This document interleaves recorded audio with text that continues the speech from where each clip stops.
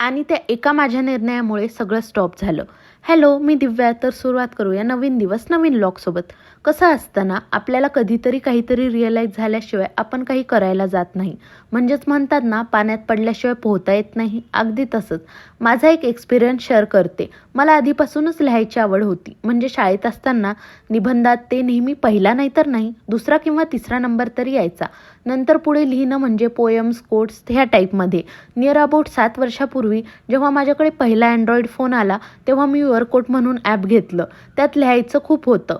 खूप लोक छान लिहायचे. मी त्यातूनच इन्स्पायर झाले आणि माझेही thoughts, quotes, poem through post करत होते. आणि खूप कमी वेळातच मला तिकडे खूप छान प्रतिसाद मिळाला, जे मी एक्सपेक्टच केला नव्हता. बट नंतर असं काहीसं झालं की ते ॲप अफोर्डेबल राहिलं नाही आणि मी माझं लिहिणं तिथं स्टॉप केलं आणि तोच निर्णय माझा चुकला. मी तेव्हा काहीतरी धडपड करून दुसऱ्या प्लॅटफॉर्म थ्रू माझे थॉट्स, पोयम शेअर केल्या असत्या तर तेव्हापासून ते आत्तापर्यंत मला खूप छान प्रतिसाद मिळाला असता, एक ओळख मिळाली असती. पण असो, आत्ताही ट्राय करायला जाते. सेम इंस्टाग्रामच्या केसमध्ये पण तेच होते. कधी रिस्पॉन्स छान मिळतो तर कधी काहीच मिळत नाही.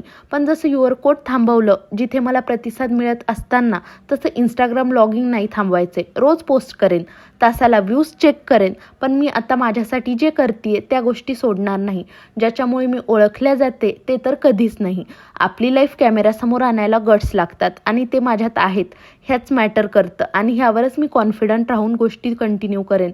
आणि तुम्हीही रिस्पॉन्स देताय हे मला कमेंट्स थ्रू नक्की कळवा. तर चला, आजसाठी एवढंच. भेटू नेक्स्ट व्लॉगमध्ये. Bye bye.